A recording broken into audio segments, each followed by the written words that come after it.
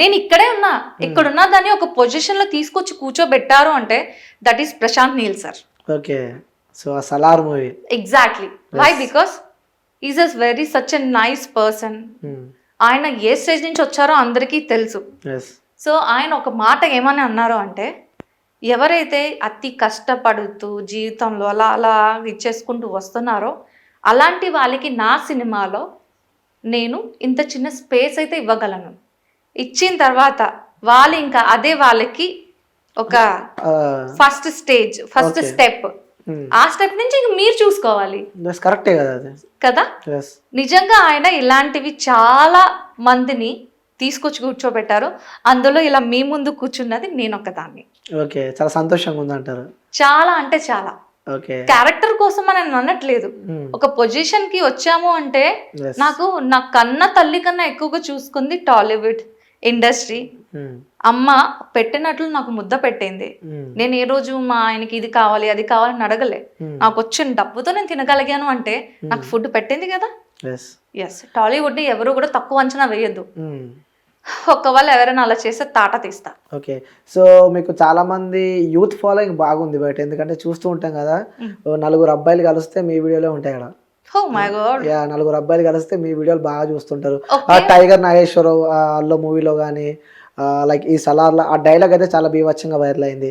So కస్తూరి ఆంటీని కానీ, so నలుగురు కలిస్తే మీ వీడియోసే చూస్తూ ఉంటారు. సో వాళ్ళకి ఒకటి ఓపెన్ అడగాల, అరే దీన్ని ఎలాగైనా అనుభవించాలని చెప్పి కూడా వాళ్ళు అనుకుంటారు. సో అలాంటి వాళ్ళకి మీరు ఏం చెప్తాం అనుకుంటున్నారు? అనుభవించండి అయ్యా, అనుభవించద్దు నేను అన్ను, అనుభవించండి. అంటే ఎలా అనుభవించాలి? నన్ను వచ్చి టచ్ చేసే అంత సత్తా ఏ నా కొడుకైనా ఉందా? లేదు కదా. అలాగని వాడు కళల ప్రపంచాన్ని నేనేం పీకలేను కదా. కళల ప్రపంచంలో మీరు ఏం చేసుకుంటే నాకేంటి? అంటే ఏం చేసుకుంటారు అంటే అర్థం కాలేదు. I don't know.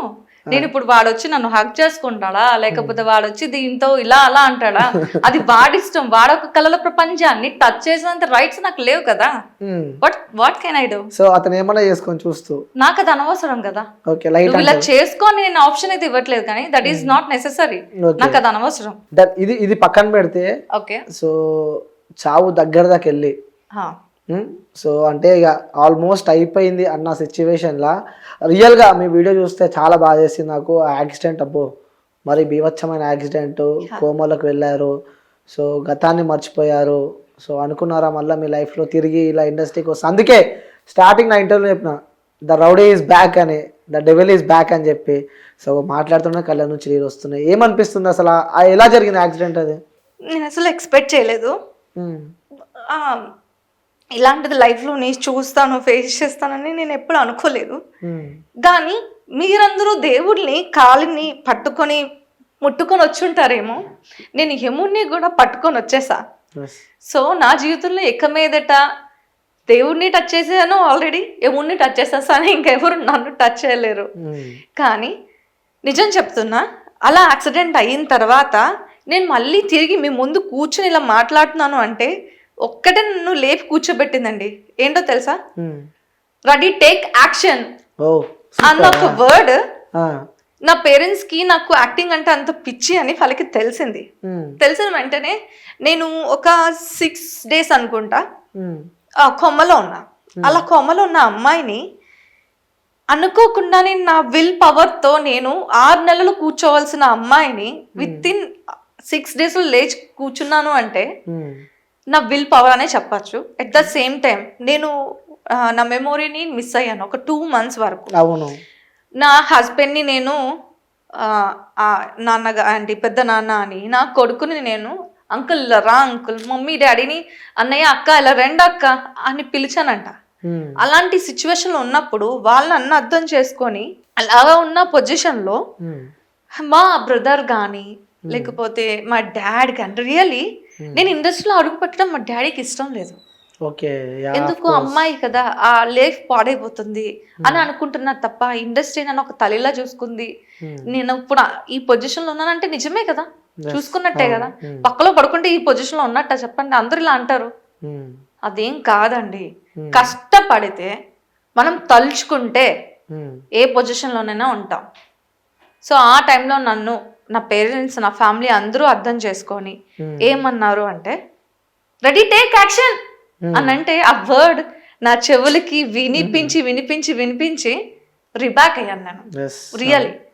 సో నేను అలాంటప్పుడు ఇండస్ట్రీని నేను ఎలా వదులుకుంటా, దానికోసమే నేను మళ్ళీ తిరిగి పుట్టేశాను. అంటే ఇది నా 2వ జన్మ, దీనివల్లే నేను పుట్టాను. ఓకే, నిజంగా వీడియోస్ చూస్తూ ఉంటే అసలు మీరు గతాన్ని మర్చిపోయారు. మీకు ఇలా పైనుంచి తినిపిస్తున్నారు, అసలు నడవలేని సిచ్యువేషన్, ఫేస్ అంతా దెబ్బలు, సర్జరీ అయినట్టు. మీకు ఇంకొక విషయం తెలుసా, బట్ ఇది నేను చెప్పచ్చో చెప్పకూడదు నాకైతే తెలియదు, కానీ I'm extremely sorry junior NTR sir, me Devara project చేయడానికి అడుగు పెట్టాను కానీ నేను నా హెల్త్ అనేది అంత సపోర్ట్ చేయలేదు, అందుకే నేను అక్కడితో స్టాప్ చేసి రీబ్యాక్ అయిపోవాల్సి వచ్చింది. బేసిక్లీ నాకు దేవరా షూట్లోని ఆపర్చునిటీ వచ్చింది.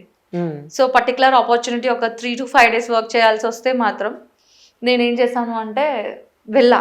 ఎలాంటి సిచ్యువేషన్లో వెళ్ళానో తెలుసా మీకు, ఒక్కరు చెయ్య నాకు సపోర్ట్ ఇలా ఇస్తే గానీ, ఇలా పట్టుకుంటే గానీ నేను ఒక స్టెప్ వేయలేను. వై? బికాస్ యాక్సిడెంట్ అయిన రోజు నాకు 24 దెబ్బలు నా ఒంటి మీద ఉన్నాయి.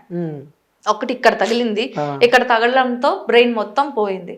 రెండోది ఈ లిప్ ఇలా 2 ఓపెన్ అయిపోయాయి, దాన్ని జాయిన్ చేశారు. ఇంకా ఇక్కడ స్టిచెస్, ఇవన్నీ పక్కన పెడితే ఇక్కడ ఇక్కడ ఈ ముడుకుల దగ్గర అయితే పెద్ద పెద్ద దెబ్బలు, నేను అనుకున్న ముడుకులు పోయింటాయి, 2 కాళ్ళు పోయింటాయేమో అనుకున్నా. అలాగ ఒంటి మీద 24 దెబ్బల్లో లెఫ్ట్ లెగ్ అనేది కంప్లీట్లీ ఇంజూర్ అయిపోయింది, బ్రేక్ అయిపోయింది. ఆ సిచ్యువేషన్ లో నేను ఇంకా లెగిసి ఏం నడవగలుగుతాను. అలాంటి టైంలో కూడా మెడిసిన్ యూజ్ చేస్తూ యాక్టింగ్ కోసం ముందడిగేసి వెళ్ళిపోయా దేవరా షూట్ కి. వెళ్ళాను, షూట్ కంప్లీట్ అరకు వెళ్ళాను. సో కానీ ఫస్టే నా ఒక మెంటల్ ప్రాబ్లం ఏంటి, నా సిచ్యువేషన్ ఏంటి, నేను ఏ రకంగా ఉన్నాను అనేది వాళ్ళకి చెప్పినప్పుడు వాళ్ళు ఏమన్నారు అంటే, ఏం పర్లేదండి రండి మేము చూసుకుంటాం అన్నారు. కానీ దేవరా షూట్ వాళ్ళు కాదు, హూ విల్ కేర్, మమ్మల్ని ఎవరైతే ట్రీట్ చేస్తున్నారో వాళ్ళన్నమాట. కానీ దేవరా షూట్ వాళ్ళైతే కాదు, they are very good, perfect. కానీ కోఆర్డినేటర్స్ ఉంటారు కదా, అందులో ఒక చిత్తనా కొడుకులు కొంతమంది ఉంటారు, పేరుకే కోఆర్డినేటర్స్ అని ట్యాగ్ లైన్లు తగిలించి ఉంటారు కదా, దీనికి పనికిరారు కొందరు, అందరూ కాదండి, చాలా మంది మంచి వాళ్ళు ఉంటారు, డెడికేషన్ తో వర్క్ చేసిన వాళ్ళు కూడా ఉంటారు. అలాంటి కోఆర్డినేటర్స్ పట్టించుకుంటానని చెప్పి అక్కడ తీసుకువెళ్ళి ఫుల్ 1 day అంతా కూడా దేవరా షూట్ నేను కమిట్ అయ్యాను, సీన్స్ కూడా కమిట్ అయిపోయాను, చేశాను దేవరా మూవీ. నాకు ఇంకా ఫైనల్ గా ఈవినింగ్ ఏం చెప్పారు అంటే, పేకప్ అయిపోయిన తర్వాత ఇదే కాస్ట్యూమ్, ఇదే ఆర్నమెంట్స్, మీరు రేపు మీరు జస్ట్ మీ రూమ్ నుంచి వేసుకొచ్చేయండి మేడం అన్నారు.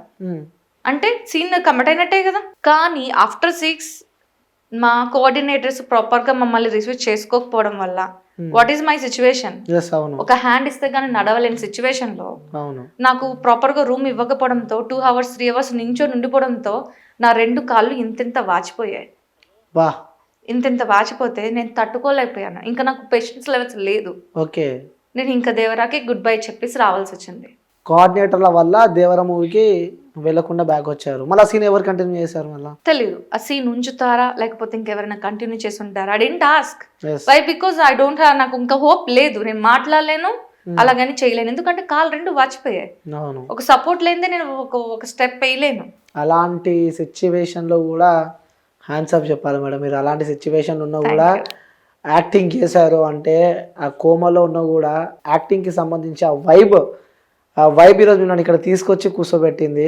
సో ఈ క్రెడిట్స్ అంతా ఇవ్వాలి, వాళ్ళ వల్ల నేను ఈ స్థాయిలో ఉన్నాను అన్న పర్సన్స్ మీ లైఫ్లో ఎవరైనా ఉన్నారు? నా హస్బెండ్ అండ్ నా మదర్ అండి. సూపర్. వీళ్ళిద్దరే. ఏం లేదు, మాట్లాడిన ప్రతిసారి బోల్డ్ క్యారెక్టర్స్ అది ఇది మీరు వీటిలో తప్ప ఇంకెందులో కనిపించట్లేదు అంటున్నారు కదా. ఒక హస్బెండ్ కానీ ఒక మదర్ కానీ అలాంటి క్యారెక్టర్స్ చేయడానికి ఒప్పుకుంటారా? సో అదే అడుగుదాం అనుకున్నా. ఇలాంటి బోల్డ్ క్యారెక్టర్స్ చేసినప్పుడు మనం ఓకే ఫైన్, మనం పక్కన పెడితే మన చుట్టుపక్కల వాళ్ళు కానీ, సో మన రిలేటివ్స్ కానీ, మన నైబర్స్ కానీ వాళ్ళు అంటూ ఉంటే, అంటే మీ దగ్గర మీ హస్బెండ్ దగ్గరికి వెళ్ళినప్పుడు కూడా, మీ అమ్మ దగ్గరికి వెళ్ళి కూడా, ఏంటి మీ కూతురు ఇలా చేస్తుంది, ఏంటి మీ వైఫ్ ఇలా చేస్తుంది అన్న సందర్భాలలో ఎప్పుడైనా మీకు ఇబ్బంది ఏర్పడ్డదా మీకు మీ హస్బెండ్? ఎవరు ఇలాగా నా వరకు వచ్చి మాట్లాడలేదండి. కానీ ఒకవేళ మాట్లాడే పొజిషన్ రావచ్చేమో అని నేను కొన్ని ప్రాజెక్ట్స్ చేసినప్పుడు మనసుకు అనిపించినప్పుడు, చేయడానికి ముందే ఈ క్యారెక్టర్ వల్ల నాకు ఫ్యూచర్లో ఏమైనా వస్తాయేమో అన్న క్వశ్చన్ నేను నా మదర్కి నా హస్బెండ్కి అడిగి ఆ క్యారెక్టర్ చేయడానికి వెళ్ళేదానండి. వితౌట్ వాళ్ళు ఏ పర్మిషన్ ఇవ్వకుండా కనీసం నేను ఏది ముట్టుకునేదాన్ని కూడా కాదు. సూపర్. సో ఆ క్యారెక్టర్ నేను చేయడానికి వెళ్తాను అంటే what are you talking, you are a professional actress, you should do, నువ్వు చెయ్యాలి. ప్రొఫెషనల్ యాక్ట్రెస్ అన్నప్పుడు ఇది చేయను, కొంచెం చేస్తాను, కొంచెం చేయను అంటే అవ్వదు. యాక్టర్వి నువ్వు, అది దట్ ఈస్ నాట్ రియాలిటీ. అది నీ ప్రొఫెషన్, నీ వర్క్, నువ్వు అది చేస్తావు, వర్కే. ఇంట్లో మా దగ్గర అలా నటిస్తున్నావా, మా దగ్గర అలా చేస్తున్నావా? లేదే. అమ్మ ఎలా ఉండాలో అమ్మలా ఉంటున్నావు, కూతురు ఎలా ఉండాలో కూతురులా ఉంటున్నావు.